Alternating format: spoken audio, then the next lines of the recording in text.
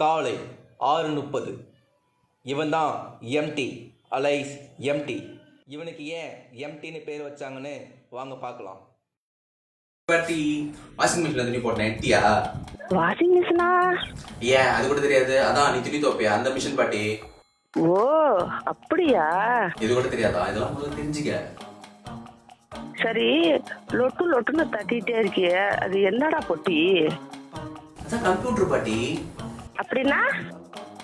Computer is an electronic machine that processes the data and produces the output. ஒண்ணுமே புரியலப்போ. அப்படி என்னதான் படிச்சியோ 4 வருஷமா? இவ்வளவு படிச்ச உனக்கு எனக்கு புரியுற மாதிரி சொல்ல தெரியலையே.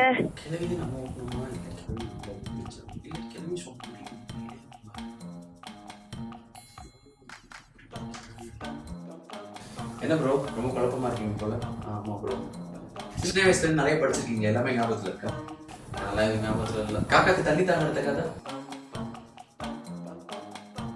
அது நல்லா ஞாபகம் இருக்கு. ஏன் காக்கா கிட்ட இருந்து நிறைய வடைய ஆட்டையை பிடிச்சி தெரியுமா? அந்த கதை வரைக்கும் நல்லா ஞாபகம் இருக்கு ப்ரோ. ஆமா, நீங்க யாரு? நானா?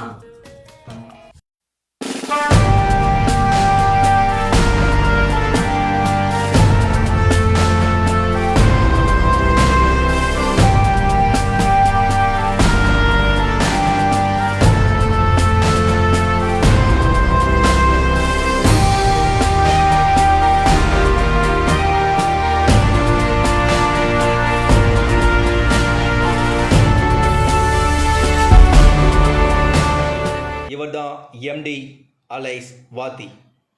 வாங்க இவர் சொல்கிற கதையை கேட்கலாம். இப்படிதாங்க நம்ம ரொம்ப கஷ்டப்பட்டு படிக்கிற எல்லாமே மறந்துடுது. ஆனா கதையா கேட்கறது இன்னும் 20 வருஷம் ஆனாலும் நமக்கு ஞாபகத்துல இருக்கு. ஸோ நம்ம லேர்னிங் இஸ் ஃபன் சேனல்ல எல்லாமே கதையா படிக்க போறோம். வாங்க நம்ம இப்ப கதைக்குள்ள போகலாம். கம்ப்யூட்டர்னா என்ன? கம்ப்யூட்டர் பத்தி பார்க்கறதுக்கு முன்னாடி மிஷின்னா என்னன்னு நம்ம பார்ப்போம். Machine which reduces humans physical work effort and time. ஒரு மனுஷன் செய்யற வேலையை அவனுக்கு பதிலாக அந்த மிஷின் செஞ்சு அந்த டைமை சேவ் பண்ணி கொடுக்குறாங்க. ஸோ அப்போ கம்ப்யூட்டர்னா என்ன அப்படின்னா, computer which reduces humans mental work effort. அதாவது ஒரு மனுஷன் எப்படி யோசிச்சு செய்யறான் அப்படின்ற வேலையை அவனுக்கு பதிலாக செய்யறதுக்காக உருவாக்கப்பட்டது தான் கம்ப்யூட்டர். எந்த ஒரு இன்வென்ஷனை பத்தி தெரிஞ்சுக்கிறதுக்கு முன்னாடியும் அதோட மாடல் என்ன அப்படின்றத பார்த்து அதை புரிஞ்சுக்கிட்டாலே அதை இன்வென்ஷனை ஈஸியா படிச்சிடலாம் சார். எப்படி அப்படின்னு பார்க்கலாம். இப்போ ஃபேன் எப்படி ஒர்க் ஆகணும் அப்படின்னு புரியணும்னா முதல்ல விசிறி எப்படி காத்து தருது அப்படின்றத புரிஞ்சுக்கணும். இப்போ நீங்க ஒரு ஃபிளைட்டை பத்தி படிக்கணும்னா பறவை எப்படி பறக்குதுன்ற பிசிக்ஸ் புரிஞ்சாதான் ஃபிளைட் பத்தி பிசிக்ஸ் நமக்கு புரியும் இல்லையா? அதே மாதிரி கம்ப்யூட்டரை பத்தி நம்ம படிக்கணும்னா கம்ப்யூட்டரோட மாடல் என்ன அப்படின்றத புரிஞ்சுக்கிட்டு அதை பத்தி படிக்கணும் இல்லையா? எஸ். ஸோ கம்ப்யூட்டரோட மாடல் என்ன? Any guesses? Yes. கம்ப்யூட்டரோட மாடல் யாருன்னா ஹியூமன்ஸ். ஸோ நம்ம இப்போ ஹியூமன்ஸ் பத்தி படிக்க போறோம். ஹியூமன்ஸ் எப்படி கம்யூனிகேட் பண்றாங்கன்னு பார்க்கலாம். இப்போ நான் பாஸ், எனக்கு ஒரு அசிஸ்டன்ட் இருக்காரு.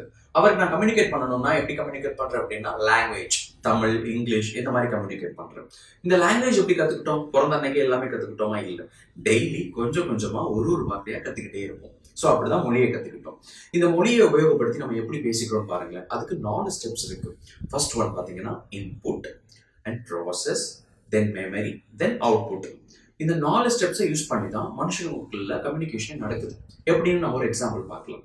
இப்போ என்னோட அசிஸ்டன்ட் இருக்காரு இல்லையா, அவர்கிட்ட நான் சொல்றேன், ஹே மேன் சுவிட்ச் ஆஃப் த ஃபேன் அப்படின்னு சொல்றேன். ஸோ இப்போ ஃபர்ஸ்ட் ஸ்டெப்பான இன்புட்ல இந்த இன்புட் சிக்னலை ரிசீவ் பண்றது eyes and ears. And then அது நேரம் எங்க போகுதுன்னா பிரெயினுக்கு போகுது. பிரெயின் அந்த சிக்னலை ரிசீவ் பண்ணி ப்ராசஸ் பண்ணுது. அண்ட் தென் ப்ராசஸ் பண்ண டேட்டா எங்க போய் செக் பண்றாங்கன்னா மெமரியில தேடுறாங்க. மெமரியில தேடும் போது ஸ்விட்ச் ஆஃப் ஃபேன்லாம் இருக்குது.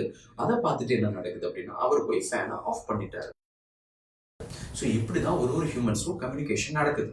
அண்ட் அனதர் எக்ஸாம்பிள், இப்போ நான் உங்ககிட்டே கேட்கறேன்னு வச்சுக்கலாம், உங்கள் அகவை என்ன? இப்போ நான் ஒரு இன்புட் கொடுத்துருக்கேன். இந்த இன்புட் உங்களுக்கு ஐஸ் அண்ட் இயர்ஸ் மூலமா ரிசீவ் ஆயிருக்கு. உங்களோட பிரெயினுக்கு அது ரிசீவ் ஆயிருச்சு. அடுத்து இப்போ உங்க பிரெயின் உங்களோட லாங்குவேஜ்ன்ற மெமரியில போய் அகவைன்ற வார்த்தையை தேடி இருக்கும் இல்லையா? அதுல நிறைய பேருக்கு அகவைனா என்னன்னு தெரிஞ்சிருந்தா இப்போ உங்க அவுட்புட் நீங்க சொல்லிடுவீங்க. பட் நிறைய பேருக்கு அகவைன்ற வார்த்தை தெரியாது. அப்போ நீங்க முடிப்பீங்க. ஸோ இந்த முடிக்கிறதுக்கு பேர் தான் என்னன்னா எரர். ஸோ ஹியூமன்ஸோட கம்யூனிகேஷன் எப்படி நடக்குதுன்னா input, process, memory and output. இப்போ என்னோட அசிஸ்டன்ட் பாத்தீங்கன்னா அடிக்கடி லீவ் எடுக்கிறாரு, அடிக்கடி பாத்தீங்கன்னா பெர்மிஷன் வாங்குறாரு, சம்பள உயர்வுலாம் கேட்கிறாரு. ஸோ இவரை மாதிரியே ஒரு மிஷின் ரொம்ப இவரோட ஃபாஸ்டாகவும் அக்யூரேட்டாகவும் ஒர்க் ஆகுது அப்படிங்கும்போது, ஆனா சம்பளமும் கிடையாது, ஹைக்கும் கிடையாது. அப்போ நான் யார் என்னோட அசிஸ்டண்டா எடுத்துப்பேன்? அந்த மிஷினை தான் எடுப்பேன். ஸோ இதனால தான் computers replace the human mental work efforts. உலகம் முழுக்க எல்லா பாஸும் தன்னோட அசிஸ்டண்டா மனுஷனுக்கு பதிலாக மிஷின்ஸை எடுத்துட்டு வந்து வச்சுட்டாங்க. அதுதான் இன்னைக்கு நீங்க பாக்குற ATM machines, billing softwares and etcetera etcetera etcetera. Computer humans பதிலாக ரீப்ளேஸ் ஆகணும் அப்படின்னா யாரை பார்த்து காப்பி பண்ணணும்? மாடலான ஹியூமன்ஸ் பார்த்து.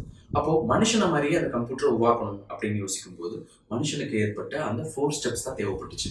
So input devices, monitor and keyboard, ப்ராசஸ்க்கு processor and memory devices, RAM and hard disk, output devices, monitor and speaker. அப்போ மனுஷனை மாதிரியே ஒரு கம்ப்யூட்டரை உருவாக்கிட்டாங்க ஹார்ட்வேர்ல. நெக்ஸ்ட் மனுஷனும் பேசிக்கிறதுக்கு மொழிகள் கண்டுபிடிக்கப்பட்டது. Tamil, English, Hindi, like that.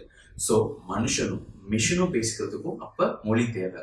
அதுக்காக உருவாக்கப்பட்ட லாங்குவேஜஸ் தான் நம்ம ரொம்ப கஷ்டப்பட்டு படிக்கிற C, C++, Java, PHP, Android, etcetera etcetera etcetera. இப்போ நான் என்னோட அசிஸ்டண்டான மிஷின் கூட பேச போறேன். ஹே மிஷின், பிரிண்ட் ஆஃப் வெல்கம் அப்படின்னு கொடுக்க போறேன். இந்த இன்புட் சிக்னல்ல கீபோர்ட் மூலியமா கொடுக்க போறேன். இந்த சிக்னல் எங்க போகும்? ப்ராசஸர் போகும். ப்ராசஸர் நேரா எங்க போகும்னு பாத்தீங்கன்னா மெமரி டேபிளுக்கு போகும். மெமரி டேபிள்ல பிரிண்ட் ஆஃப் எங்க இருக்கு அப்படின்னு தேடிக்கிட்டே இருக்கும். அதை கண்டுபிடிச்சிருச்சுன்னா அதுக்கு நேரா என்ன போட்டிருக்கு? பிரிண்ட் பண்ண சொல்லியிருக்கு. ஸோ வெல்கம் அப்படின்னு பிரிண்ட் பண்ணிடும். அண்ட் அனதர் சினாரியோ, இப்போ நான் பிரிண்ட் 4 T கொடுத்துட்டேன். அப்போ இந்த பிரிண்ட் 4 T போய் தேடிக்கிட்டே இருக்கும் மெமரியில. அப்படி ஒன்று கிடைக்கவே கிடைக்காது. ஸோ கம்ப்யூட்டர் ரொம்ப கன்ஃபியூஸ் ஆயிடும். அப்போ கடைசியில் எங்க வந்து சொல்லும், பாஸ் நீங்க கொடுத்தது எனக்கு புரியவே இல்லை பாஸ், இந்த லைன்ல எனக்கு புரியல அப்படின்னு சொல்லி முடிக்கும். அதுதான் என்னன்னா ஏரர். ஸோ கம்ப்யூட்டர்ஸ் அப்படின்னா ஏதோ ஏலியன்ல இருந்து உருவாக்கப்பட்ட ஒரு மிஷின் அப்படின்னு நம்ம நினைச்சிட்டு இருக்கோம். அப்படி எதுவுமே இல்லை. நம்மளோட வேலையை குறைக்கிறதுக்காக உருவாக்கப்பட்ட ஒரு அடிமை பெட்டி தான் கம்ப்யூட்டர். ஸோ கம்ப்யூட்டர் கூட நம்ம பேசதான் கத்துக்கணுமே தவிர மனப்பாடம் பண்ணி ப்ரோக்ராம் எழுத கத்துக்க கூடாது. ஸோ இந்த சேனல்ல நீங்க இனிமேல் பார்க்க போறது கம்ப்யூட்டர் கூட எப்படி பேச போறோம், எப்படி ப்ரோக்ராம் ஈஸியா எழுத போறோம்ன்றது நிறைய குட்டி குட்டி குட்டி கதைகளா பார்த்து என்ஜாய் பண்ணி அதே நேரத்துல நாலேஜும் கெயின் பண்ணி ஐடில நீங்க ஒரு பெரிய எக்ஸ்பர்ட் ஆகிறதுக்கு நாங்க உங்க கூட வரப்போறோம். வாவ்! அப்போ கம்ப்யூட்டர் பத்தி எல்லா கான்செப்டும் கஷ்டப்பட்டு படிக்காம கதையாவே கத்துக்கலாம்னு சொல்ல வரீங்களா? எஸ், கம்ப்யூட்டர் நமக்கு அடிமை. அதுகிட்ட பேச கத்துக்கிட்டா எல்லாமே நமக்கு இனி ஈஸி தான். ஐ ஜாலி.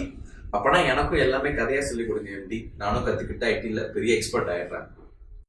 அதுக்கு தான் சொல்றேன், நீயும் நம்ம லேர்னிங் இஸ் ஃபன் சேனலை சப்ஸ்கிரைப் பண்ணி ஃபாலோ பண்ணு. ஐடில நீயும் ஒரு பெரிய எக்ஸ்பர்ட் ஆகலாம். நீங்களும் ஒரு கம்ப்யூட்டர் சயின்ஸ் எக்ஸ்பர்ட் ஆகணும்னா நம்ம லேர்னிங் இஸ் ஃபன் சேனலை லைக் பண்ணுங்க. ஆஹா, வந்துட்டாயா வைப்ரேஷன். கண்டிப்பா இந்த சேனலை சப்ஸ்கிரைப் பண்ணுங்க. உங்க friends, families, college mates, school mates எல்லாருக்கும் ஷேர் பண்ணுங்க. அப்படியே மறக்காம அந்த பெல் ஐக்கானையும் அழுத்திட்டு போங்க. மறந்துடாதீங்க.